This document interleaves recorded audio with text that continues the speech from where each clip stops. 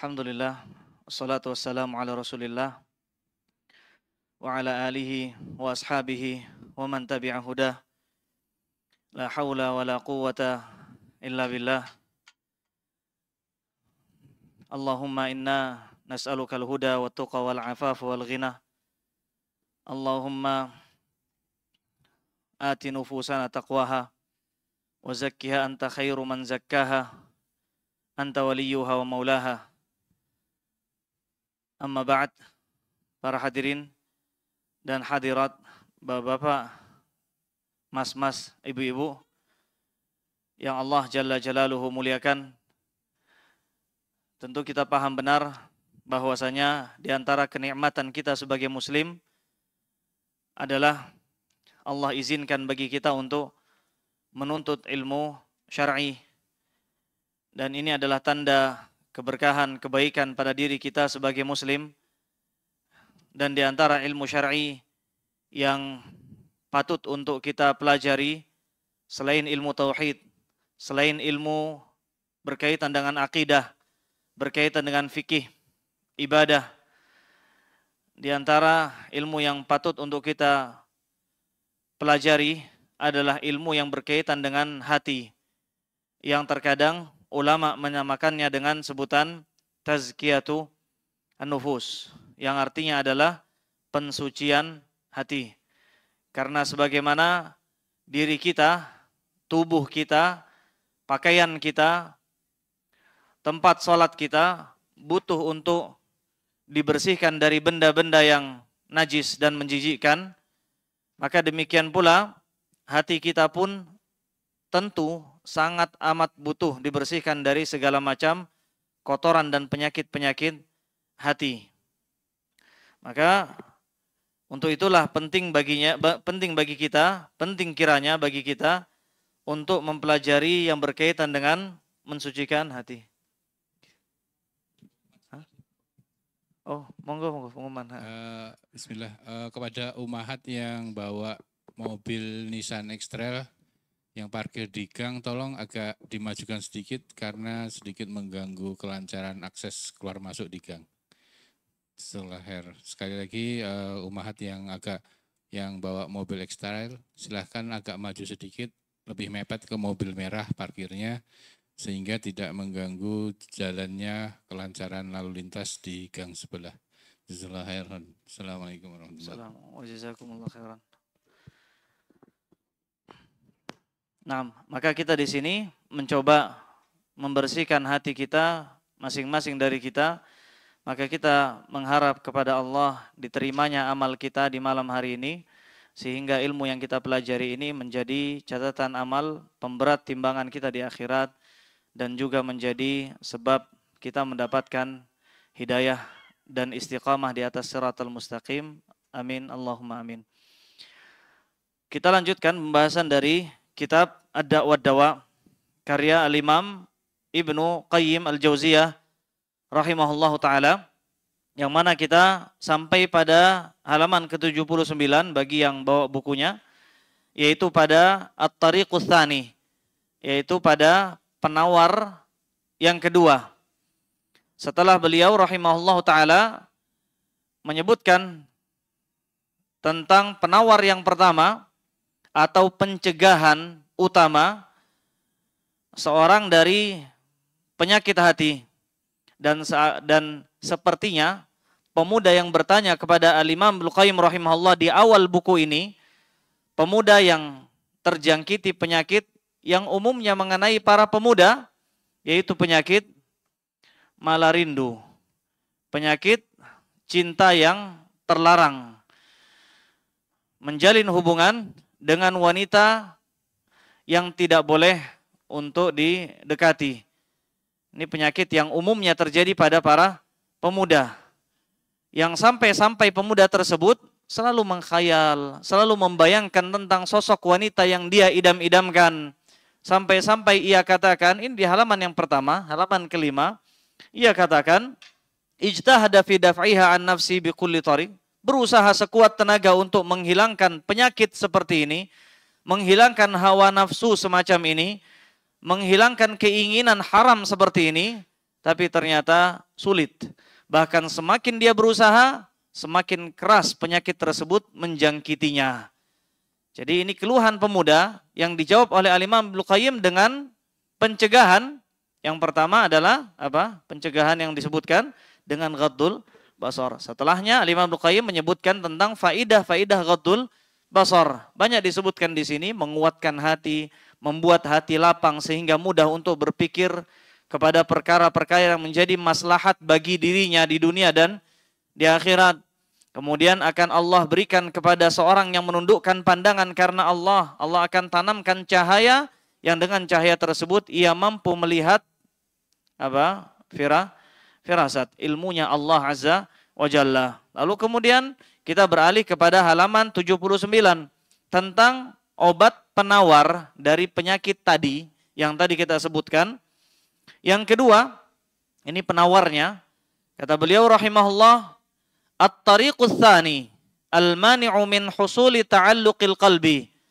Cara yang kedua, obat penawar yang dengan obat penawar ini seseorang bisa terlepas dari cinta terlarang. Seorang terlepas dari mengidam-idamkan, membayangkan hubungan-hubungan yang terlarang. Apa caranya? Apa penawarnya? Kata beliau rahimahullahu ta'ala adalah ishtighalul qalb. Menyibukkan hati dengan dua hal. Secara ringkas kita sebutkan. Menyibukkan hati dengan dua hal. Yang pertama adalah khaufun muqliq. Yaitu rasa takut yang dahsyat. Yang mampu mencabut kemaksiatan sampai ke akar-akarnya. Khaufun muqliq. Rasa takut yang dahsyat. Lalu kemudian yang kedua adalah hubbun muz'ij, yaitu rasa cinta atau kecintaan yang dengan cinta yang kedua ini, maka akan melupakan cinta yang pertama. Dan akan kita jelaskan satu persatu dari kedua hal ini. Maka kemudian beliau rahimahullah menyebutkan, famata khalal qalbu minal khawfi. Karena hati tatkala kosong dari dua hal, dari rasa takut dan dari rasa cinta. Rasa takut di sini maksudnya adalah rasa takut yang mampu mencabut cinta terlarang. Rasa takut kepada siapa? Rasa takut kepada Allah. Rasa takut terhadap murka, azab serta hukuman Allah Azza wa Jalla di dunia dan di akhirat. Kemudian rasa cinta yang dimaksud adalah rasa cinta kepada pahala dari Allah, ridha Allah, mengharapkan melihat wajah Allah di surga kelak. Ini yang dimaksud dengan rasa cinta dan rasa takut. Kata beliau, tatkala hati manusia kosong dari rasa cinta dan rasa takut, lam yajid buddan min ashqis suwar. Di akhir, baris akhir beliau katakan, lam yajid buddan min ishqis suwar. Tidak akan mungkin bagi hati tersebut untuk bisa melepaskan diri dari jeratan maksiat. Dari jeratan bayang-bayang wanita yang dia cintai. Tidak mungkin. Apa sebab? Kata beliau, wa syarh hadza, halaman setelahnya, penjelasannya adalah karena hati, karena jiwa, annan nafsa la tatruku mahbuban illa li mahbubin a'la minhu. Karena jiwa, hati manusia. Ini beliau, ini nasihat dari beliau rahimahullah yang dijuluki para ulama sebagai tabibul qalbi, sebagai tabibnya penyakit hati, sebagai dokternya penyakit hati. Siapa?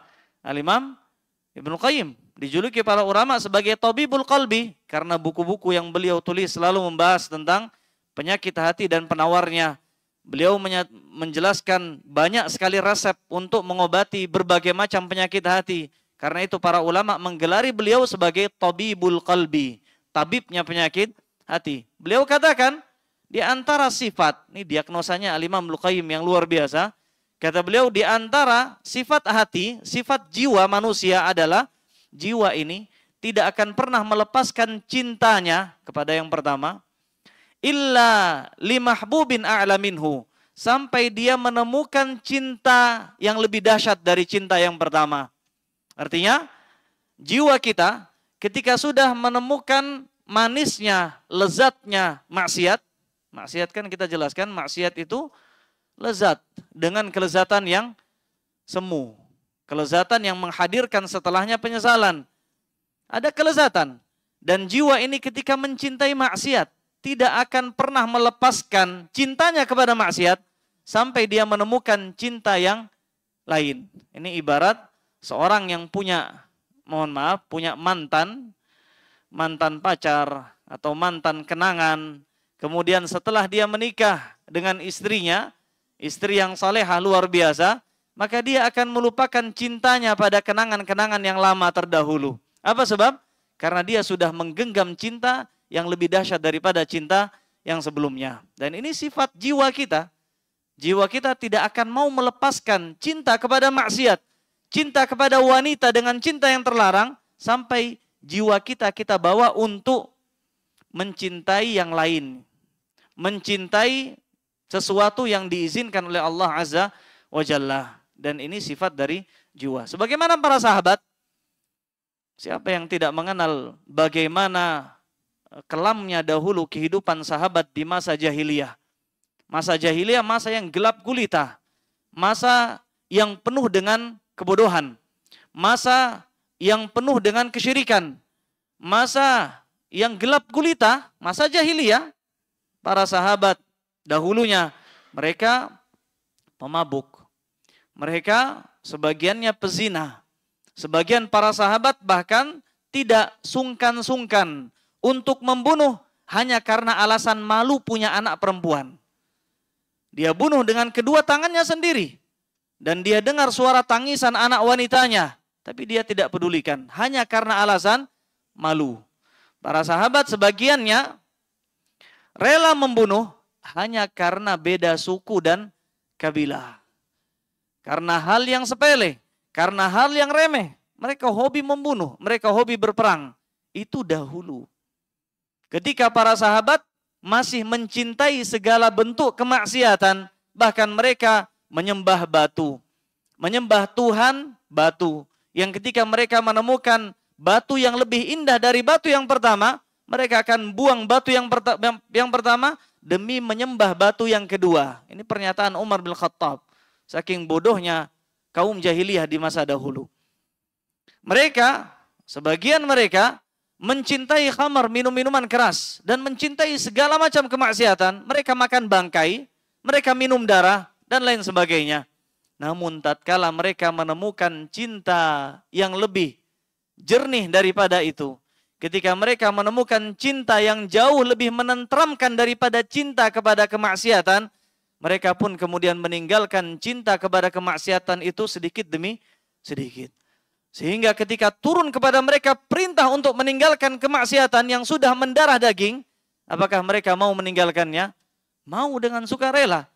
Bahkan tatkala turun perintah pelarangan khamar dalam surat Al-Maidah ayat 90, dalam surat Al-Maidah ayat 90, kata Allah Azza wa Jalla, ya ayyuhalladzina amanu, wahai sekalian manusia-manusia beriman, sesungguhnya khamar, sesungguhnya perjudian, sesungguhnya sesembahan, sesajen yang diberikan kepada berhala-berhala, sesungguhnya mengundi nasib dengan anak panah, semua itu adalah najis. Semua itu adalah perilaku setan, maka jauhilah sejauh-jauhnya agar kalian mendapatkan keberuntungan. Maka para sahabat yang dahulu mereka di masa jahiliyah gemar sekali minum khamar. Bahkan para sahabat dahulu di masa jahiliyah punya bait-bait syair khusus yang mereka tulis, bukan tulis ya, mereka ummi, yang mereka karang demi menyebutkan tentang kebanggaan mereka terhadap khamar. Jadi ada dalam syair itu sebagian gharatnya, sebagian tujuan penulisan syair, sebagian tujuan pengarangan syair adalah untuk al-wasf. Wasf itu artinya mendeskripsikan sesuatu.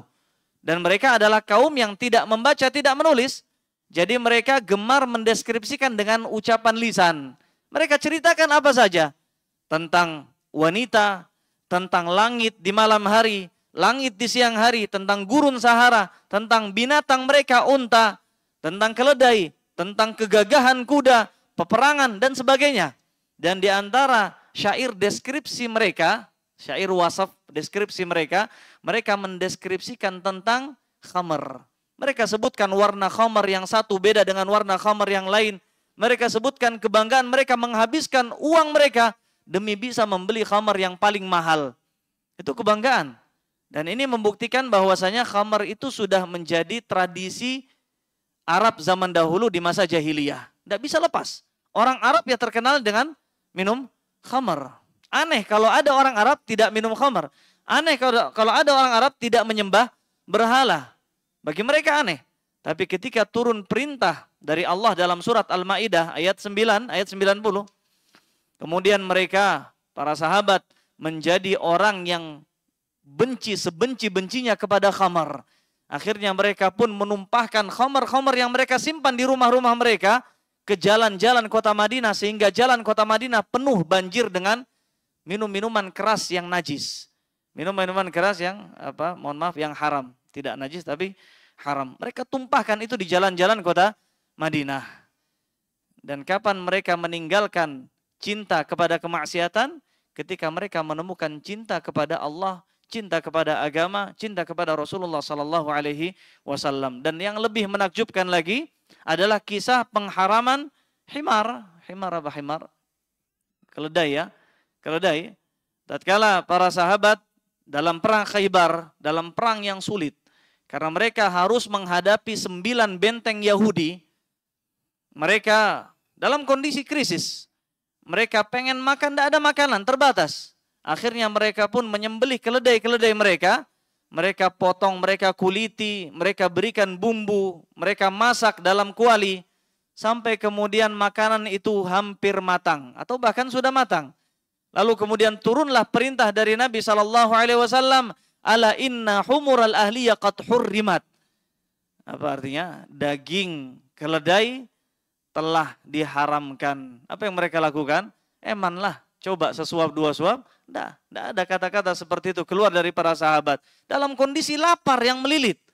Tapi mereka langsung mempraktekkan perintah pengharaman seperti itu. Dan mereka kemudian menumpahkan semua kuali-kuali yang berisi daging keledai. Menjadi najis. Karena binatang apapun yang disembelih dan dia tidak boleh dimakan, maka dagingnya adalah menjadi bangkai dan bangkai adalah najis. Mereka tumpahkan, mereka tidak sudi menyentuhnya dalam kondisi mereka kelaparan. Dan ini adalah buah dari kecintaan kepada Allah dan Rasulullah sallallahu alaihi wasallam. Makanya Aisyah radhiyallahu anha mengatakan, awal pertama kali surat yang turun kepada para sahabat adalah surat yang menjelaskan tentang surga, menjelaskan tentang neraka, membuat mereka jatuh hati tentang rahmat Allah, kepada rahmat Allah, membuat mereka ketakutan dari azab dan murka Allah. Yang kata Aisyah, kalau seandainya ayat pertama, surat pertama yang turun kepada mereka adalah la tashrabul khamar, jangan kalian minum khamar. Kira-kira mereka mau meninggalkan khamar atau tidak? Cobanya enggak. Kata Aisyah, la syarabul khamar, maka mereka pasti akan lebih ngegas lagi dalam minum khamar. Kalau seandainya ayat pertama yang turun adalah tentang la taznu, jangan kalian berzina, maka mereka akan lebih berzina lagi. Jadi ini menunjukkan sifat hati manusia, sifat jiwa manusia. Maka kita ketika ingin bertaubat dari segala bentuk kemaksiatan apapun bentuknya, kemaksiatan mata, kemaksiatan telinga, tapi terkhusus di sini beliau ingin menyebutkan tentang kemaksiatan pandangan. Kemaksiatan pandangan. Kalau kita ingin taubat, maka jangan hanya sekedar saya ingin taubat, astaghfirullahaladzim 100 kali, 1000 kali, begitu saja. Tidak mungkin menang melawan setan. Setan itu punya berbagai macam strategi licik untuk menyesatkan manusia. Dia biarkan manusia istighfar dululah setelah selesai melakukan kemungkaran. Kemudian muncul rasa penyesalan, dibiarkan. Istighfar 100 kali, dibiarkan dia sholat jamaah. Sampai kemudian tiba waktunya di saat dia sedang bersendiri, di malam hari, di pojok kamarnya, muncul lagi setan. Tahu kalau ini adalah waktu-waktu yang paling tepat untuk menggodanya. Digoda. Lalu kemudian jatuh pada kemaksiatan, bertaubat lagi, besok pun demikian, besok lusa pun demikian, begitu seterusnya sampai usianya 50 tahun sampai usia 60 tahun masih kekal dalam kemaksiatan. Ini strategi. Masa kita ingin melawan strategi syaitan dengan tanpa strategi? Kira-kira bisa menang atau tidak? Kalah, tidak bisa menang. Tidak mungkin kita meraih kemenangan melawan strategi syaitan. Kita harus punya strategi. Bagaimana strateginya? Tahu bagaimana mendiagnosa jiwa kita. Jiwa kita ini inginnya apa? Ternyata kata Imam Ibnu Qayyim, inginnya adalah jiwa kita selalu menemukan kecintaan. Kalau dia punya kecintaan, selalu dipegang dan tidak akan pernah dilepas. Maka bagaimana cara mengatasinya? Cari cinta yang lain yang lebih dahsyat. Cinta kepada Allah, cinta kepada Rasulullah Sallallahu Alaihi Wasallam. Bahkan para sahabat itu saking cintanya mereka kepada Rasulullah SAW, mereka pun mengatakan, dan ini masyhur dalam perkataan para sahabat, fidaka abi wa ummi. Mungkin pernah dengar ya, kalau kita baca hadis, fidaka abi wa ummi. Apa artinya? Ya Rasulullah, demi menebusmu, demi menebus jiwamu dan ragamu ya Rasulullah ketika ditawan musuh, maka sungguh aku rela mengorbankan sosok yang paling aku cintai meskipun ia adalah ibuku, ayahku. Mau memberikan ayah dan ibunya demi membalas, demi menebus Rasulullah Sallallahu Alaihi Wasallam. Ini kecintaan yang luar biasa. Maka seharusnya seperti ini kita bermuamalah dengan hati kita. Selalu mencari apa kiranya yang disukai oleh jiwa kita yang lain. Dan hendaknya kita paham, sebagaimana di balik kemaksiatan ada kelezatan, maka kita pun harusnya tahu bahwasanya di balik ketaatan pun ada kelezatan. Meskipun awalnya nampak susah, payah, lelah, peluh. Tapi yakinlah bahwasanya di balik ghaddul basar terdapat kelezatan ibadah, kelezatan iman. Kapan baru kita menemukan kelezatan itu? Setelah kita mengupayakan menundukkan pandangan. Setelahnya kita akan menemukan rasa cinta yang lain yang lebih dahsyat daripada cinta kepada kemaksiatan. Demikian pula dalam menuntut ilmu seperti kegiatan kita, ini terdapat kelezatan yang mungkin belum kita temukan. Kita perlu usaha, sebagaimana perkataan sebagian salaf, aku melakukan sholat malam selama 20 tahun, baru kemudian aku merasakan lezatnya sholat malam setelah 20 tahun. Tapi kelezatan yang tidak bisa tertandingi dengan kelezatan apapun. Kelezatan apapun. Bahkan kelezatan ilmu itu luar biasa. Ini diceritakan oleh beberapa syekh, syekh murid Syekh Albani rahimahullah, yaitu Syekh masyhur Hasan Al-Salman yang sempat berkunjung ke Indonesia, Syekh masyhur Hasan Al-Salman, beliau menceritakan tentang bahwasanya ilmu itu memiliki syahwat tersendiri yang tidak bisa dikalahkan dengan syahwat harta, syahwat kekayaan, syahwat jabatan, atau syahwat yang lainnya. Kata beliau mengungkap kisah tentang Ibnu Rajab Al-Hambali.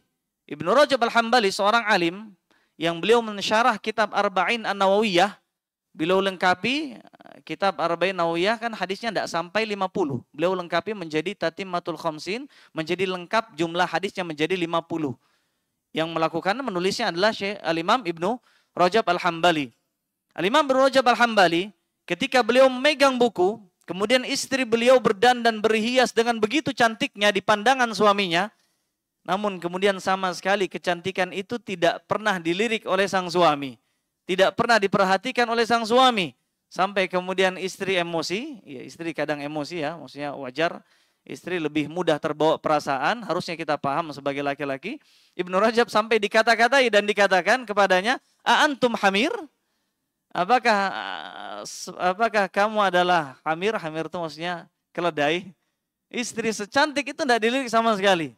Ini menunjukkan syahwat ilmu yang luar biasa. Demikian pula Syekh Ali Hasan Al-Halabi, murid Al-Imam Syekh Albani yang lainnya, mengungkap kisah Al-Waraqatud Da'iyah. Ini kisah yang panjang sebenarnya, tapi menarik untuk dikisahkan tentang satu lembar kertas yang hilang. Pada suatu ketika, Al-Imam Al-Albani rahimahullah divonis oleh dokter terkena penyakit, kalau bahasa Arab penyakitnya itu dalam buku ditulis Adz-Dzubabatut Ta'irah. Atau apa artinya? Lalat terbang. Itu tidak tahu bahasa Inggrisnya, saya pernah nyari tapi lupa. Itu seperti pandangan mata yang terganggu, seakan-akan melihat titik padahal nggak ada titik. Jadi ada titik yang bergoyang-goyang, tapi nggak ada titik. Tapi itu mengganggu pandangan. Divonis oleh dokter nggak boleh membaca buku, nggak boleh membuat mata lelah selama 6 bulan.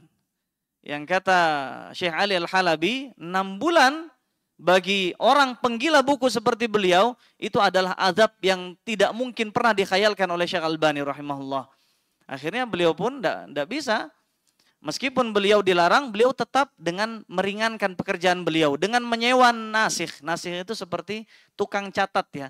Beliau menyewa tukang catat untuk mencatatkan sebagian dari manuskrip di Maktabah Zahiriyah di Damaskus. Kemudian ketika seorang pencatat tersebut mencatat buku-buku beliau, sebelumnya beliau biasa mencatat dengan tulisan tangan beliau sendiri. Sampai pada hari tersebut mengharuskan beliau untuk menyewa pencatat. Beliau bayar pencatat. Pencatat tersebut menulis, mencatat, menyalin buku yang judulnya Dhammul Malahi, karya Ibnu Abi Dunya. Kemudian menemukan ada satu lembar kertas yang kosong. Nggak nyambung antara lembar yang pertama dengan lembar setelahnya. Berarti ada satu lembar yang kosong.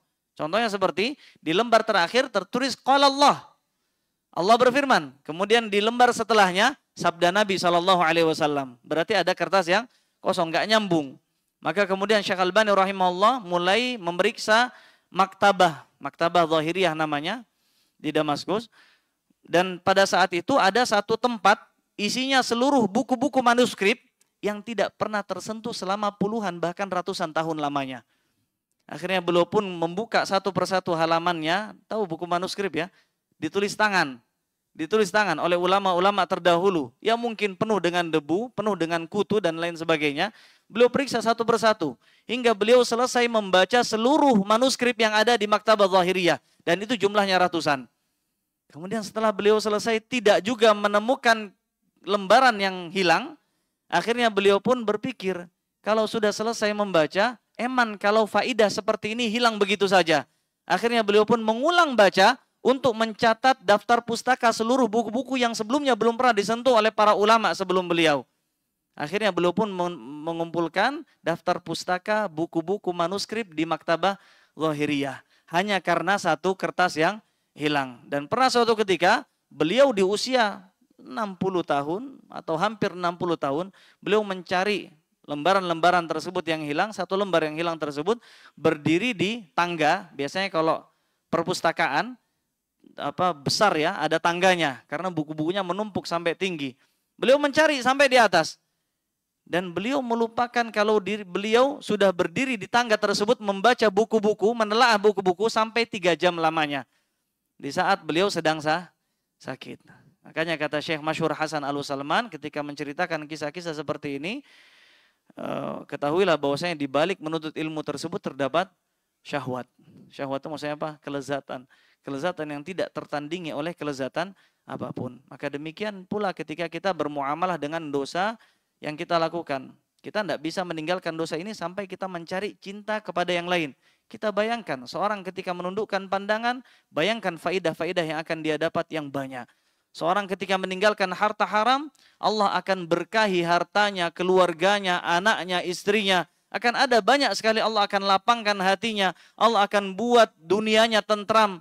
Allah akan buat rumahnya adem dan sebagainya. Dia bayangkan dan dia harapkan cinta kepada yang kedua ini sehingga dia melupakan cinta yang pertama. Demikian pula tidak hanya cinta, trik yang kedua adalah kita harus cari sesuatu yang menakutkan luar biasa sehingga dengan rasa takut ini akan mampu mencabut kemaksiatan sampai ke akar-akarnya. Rasa takut kepada Allah, rasa takut kalau seandainya kita sibuk melihat kepada sesuatu yang haram, tiba-tiba ajal kita Allah cabut. Ketika tiba-tiba ajal kita datang dan mencabut nyawa kita. Tiba-tiba seperti itu. Bagaimana? Atau kita memikirkan hal yang lain. Sebagaimana Nabi SAW dahulu selalu memohon kepada Allah rasa takut dalam keramaian maupun dalam kesendirian. Dan Nabi SAW diperintahkan oleh Allah untuk memiliki rasa takut. Dalam surat Al-An'am ayat 15. Allah berfirman kepada Nabi Muhammad SAW, Qul, katakan wahai Muhammad, inni akhafu in asaitu rabbi adzaba yaumin azim. Katakan wahai Muhammad, sungguh aku takut kalau seandainya aku bermaksiat kepada Allah, aku takut azab Allah akan datang kepadaku di hari yang luar biasa dahsyat, yaitu hari kiamat. Maka boleh kita mengutip firman Allah ini, kemudian kita tanamkan, kita hafalkan, kita ulang-ulangi, sehingga jiwa kita memiliki rasa takut terhadap azab Allah di hari yang dahsyat, yaitu hari kiamat. Kita ulangi, inni akhafu in asaitu rabbi azab yaumin azim. Ketika datang panggilan untuk bermaksiat, kita ulangi, inni akhafu in asaitu rabbi azab yaumin azim. Sungguh aku takut kalau aku bermaksiat kepada Rabbku, azab yang dahsyat di hari yang luar biasa dahsyat, yaitu hari kiamat. Kemudian ini azan apa? Belum? Belum ya? Nah sudah, monggo azan dulu. Azan dulu. Nah, kita lanjutkan. Maka demikian pula ketika kita ingin memancing jiwa kita yang seperti anak kecil ini, sebagaimana perkataan salaf, an-nafsu kat-tifl. Jiwa manusia itu seperti anak kecil. Lau taraktaha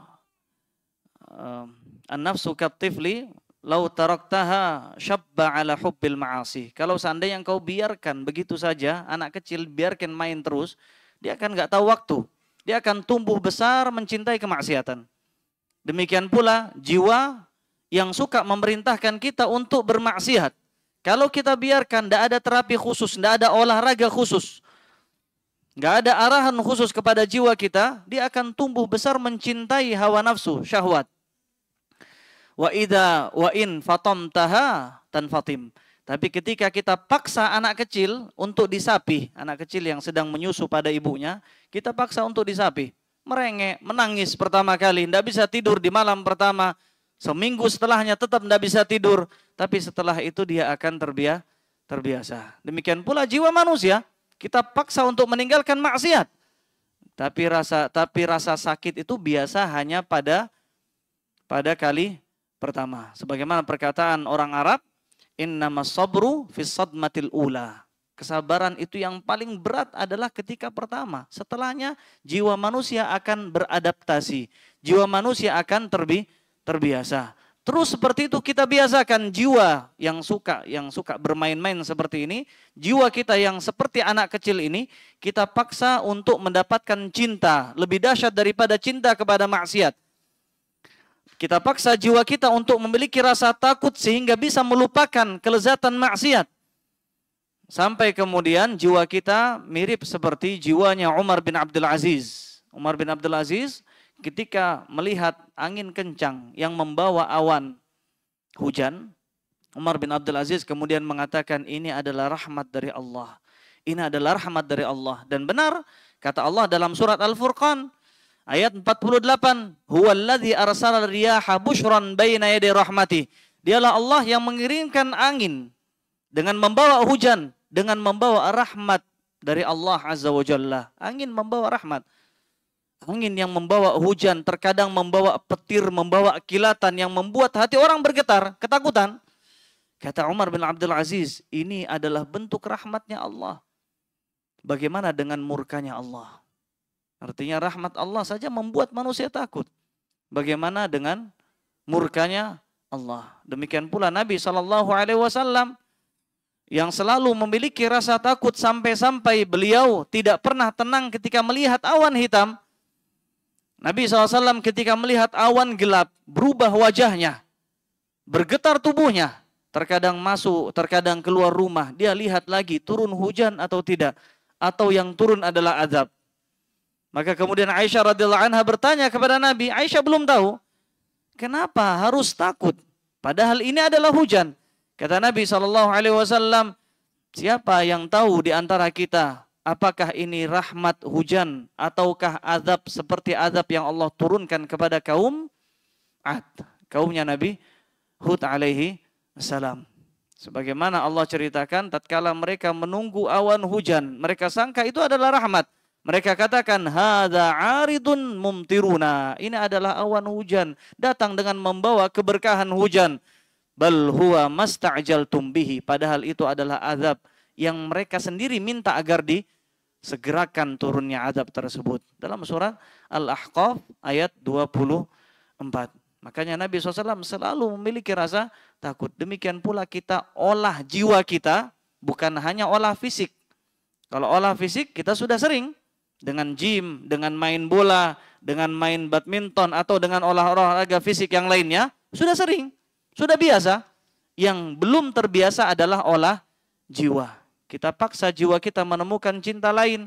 Kita paksa jiwa kita untuk selalu dihiasi rasa takut. Sebagaimana pernah kita sebutkan, jiwanya seorang mukmin itu tidak seperti air tenang seperti ini, tapi seperti gejolak air di lautan, seperti gejolak air di sungai. Selalu riak. Apa artinya riak?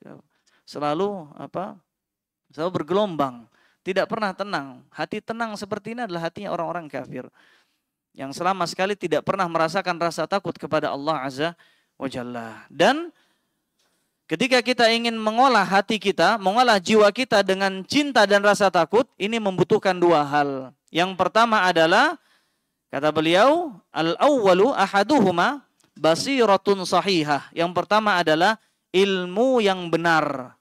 Ilmu yang benar artinya setiap muslim wajib belajar. Setiap muslim harus berakal. Ini maksud beliau rahimahullah ta'ala, yang dengan belajar seorang mampu membedakan mana cinta semu dan mana cinta yang hakiki. Seorang mampu membedakan mana kelezatan yang sementara, mana kelezatan yang abadi di akhirat kelak. Seorang mampu membedakan. Kapan? Ketika seorang belajar, ketika seorang ngaji. Seorang seharusnya berpikir menggunakan akal pikirannya. Apa bedanya seorang yang hidupnya seperti ya makan, minum, syahwat, buang hajat. Makan, minum, syahwat, buang hajat. Apa bedanya lalu kehidupan seperti ini dengan kehidupan, mohon maaf, kalb. Apa kalb? Bukan kolbun ya, kalb. Anjing. Apa bedanya? Anjing pun sama. Sebagaimana perkataan Buya Hamka pernah kita sampaikan, kalau hidup hanya sekedar hidup, maka kera di hutan juga hidup. Kalau kerja hanya sekedar kerja, maka kerbau di sawah pun kerja. Lalu apa nilai yang membedakan kita sebagai manusia hamba Allah? Nilai lebih dibandingkan dengan binatang ternak? Nggak ada yang membedakan kecuali keimanan. Kecuali ketakwaan kita kepada Allah. Makanya Allah gelari orang-orang kafir, inhum kal an'am. Mereka itu sama saja dengan binatang ternak. Balhum adal. Bahkan mereka lebih buruk. Binatang ternak bertasbih. Apakah mereka pernah sholat, puasa, bertasbih, bertakbir, mengingat Allah Azza wa Jalla? Hampir-hampir tidak pernah. Lalu apa bedanya? Lebih berharga binatang ternak dibandingkan dengan manusia semacam ini. Maka seharusnya kita belajar. Dan semakin seorang belajar, tahu ilmunya, semakin dalam cintanya kepada Allah dan semakin dalam rasa takutnya kepada Allah. Ini rahasianya. Orang kalau ingin mencinta, orang ketika ingin menemukan cinta yang lebih dahsyat daripada cinta maksiat, dari mana dia mulai? Duduk di majelis ilmu, belajar, baca buku. Telinganya ini ditebelin untuk terbiasa mendengar nasihat, wejangan para ulama, para masyayikh, para ustadz. Matanya terbiasa membaca, menahan kantuk untuk menelaah buku-buku. Kalau tidak biasa menelaah buku-buku, telinganya dia siapkan untuk mendengar. Dia nonton YouTube atau yang semacamnya. Dengan cara seperti itu akan terpancing rasa cintanya kepada Allah Subhanahu wa ta'ala. Makanya kata para ulama, setiap kali manusia lebih berilmu tentang Allah, semakin semangat dia ibadah, semakin cinta kepada Allah, semakin takut kepada Allah Azza wa Jalla. Saya ambil contoh, mungkin ini sebagai penutup ya. Kalau masih ada waktu, saya ambil sebagai contoh. Di antara nama Allah adalah Ar-Rahmanur Rahim ya. Di antara nama Allah adalah yang Maha Pengasih lagi Maha Penyayang. Di antara nama Allah adalah Al-Halim, yang tidak segera menghukum hambanya ketika berdosa. Allah biarkan dulu agar hambanya punya waktu untuk bertaubat. Tapi pertanyaannya, siapa kita sehingga Allah tidak azab? Padahal Allah mampu dengan perkataan Allah, kun fayakun. Dengan perkataan Allah, binasalah kalian, kita akan binasa. Seluruhnya tanpa terkecuali. Mudah bagi Allah untuk menciptakan makhluk yang lebih soleh dibandingkan kita. Mudah bagi Allah, kata Allah, wa ma dzalika 'alallahi bi'aziz. Tidak susah bagi Allah, cukup menghilangkan kita. Berapa harga kita di sisi Allah Azza wa Jalla? Kalau seandainya Allah mau binasakan karena ulah tingkah laku kita, pola kita, mudah. Tapi tidak. Allah tunjukkan kita kepada jalan hidayah. Setelah Allah tunjukkan jalan hidayah, Allah buat hati kita lapang menerima kebenaran. Setelahnya, ketika kita bertaubat, siapa zat yang paling pertama bahagia atas taubatnya kita? Bukan ayah kita, bukan ibu kita, bukan sosok yang paling kita sayangi di dunia ini, bukan. Tapi siapa? Allah Azza wa Jalla. Bahkan cintanya Allah kepada kita yang bukan siapa-siapanya Allah ini, jauh melebihi kebahagiaan manusia yang paling bahagia sedunia sekalipun. Kapan manusia bahagia? Mendapat harta, ini masih kebahagiaan yang ringan. Kebahagiaan yang paling besar itu seperti kebahagiaan seorang yang sudah diambang pintu kematian. Dia lagi jalan ke negeri antah berantah, nyasar ke gurun Sahara, disasarkan Google Map misalkan. Nyasar dia, kadang kan nyasar kan? Nyasar, dia naik mobil tiba-tiba habis bensin. Atau tiba-tiba mobilnya dia parkir dicuri sama orang. Dicuri. Padahal di situ ada HP-nya, di situ ada dompetnya, di situ ada kehidupannya semuanya. Hilang. Akhirnya dia pun mencari pohon untuk berteduh, bersandar, hanya mengharapkan kematian. Tinggal menunggu detik-detik ajal datang menjemputnya. Tiba-tiba malingnya taubat, datang dengan membawa mobilnya, datang dengan membawa semua barang berharganya dalam mobilnya. Bahagianya luar biasa orang tersebut. Bahagianya luar biasa. Ini perbandingan kalau Nabi menggambarkan binatang unta ya. Kalau unta mungkin kejauhan, mungkin kalau kita gambar mobil ya, mungkin bisa lebih paham. Kehilangan, tiba-tiba mobilnya datang kembali. Terkumpul seluruh nyawanya, kebahagiaannya. Saking bahagianya dia katakan, "Ya Rabbi anta abdi wa ana rabbuk." Wahai Tuhanku, wahai Allah, engkau adalah hambaku dan aku adalah Tuhanmu. Salah. Maksudnya apa? Wahai Tuhanku, wahai Allah, engkau adalah Tuhanku dan aku adalah hambamu. Tapi saking bahagianya sampai salah mengucap. Maka Allah jauh lebih bahagia dibandingkan dengan bahagianya orang seperti ini. Kapan? Ketika kita bertaubat. Padahal kita bukan siapa-siapanya Allah Azza wa Jalla. Kalau kita paham cerita seperti ini, kalau kita membaca hadis semacam ini, hati kita akan terenyuh karena rasa malu luar biasa. Rasa malu kepada rahmat Allah yang begitu luas. Dan kita masih tetap membalas rahmat dan kasih sayang Allah dengan kemaksiatan. Allah menurunkan rahmat, kita balas, lemparkan ke atas dengan apa? Dosa. Dosa memandang yang haram, dosa berzina, dosa ini kita balas ke Allah dengan segala keburukan. Harusnya kita malu. Harusnya kita menangis di hadapan Allah. Itu kalau kita tahu ilmunya. Nanti kita akan sebutkan yang kedua. Yang pertama ilmu, dan saya rasa cukup dengan ilmu insya Allah kita akan mudah memiliki rasa takut dan cinta yang mendalam kepada Allah. Yang dengan keduanya kita akan melupakan cinta yang pertama. Cinta yang pertama kepada siapa? Mantan. Kepada maksiat. Kepada wanita yang tidak boleh kita miliki. Istri orang lain atau yang semacamnya. Wal'iyadzubillah wa ilallahil mushtaka. Ini mungkin sebagai penutup sedikit sekali yang bisa kita bahas. Tapi kita berharap kepada Allah keberkahan dari yang sedikit, sehingga Allah akan kali lipatkan yang sedikit itu menjadi pahala yang banyak di sisinya, sehingga Allah mengizinkan kita untuk masuk ke dalam surganya yang luas meskipun amalan kita sedikit. Dengan ampunan Allah dan dengan rahmat Allah yang maha luas, insya Allah Allah akan kumpulkan kita semua dalam surganya kelak. Amin ya rabbal alamin. Wa akhiru da'wan alhamdulillah. Subhanakallahumma bihamdik asyhadu an la ilaha illa anta astaghfiruka wa atubu ilaik. Assalamualaikum.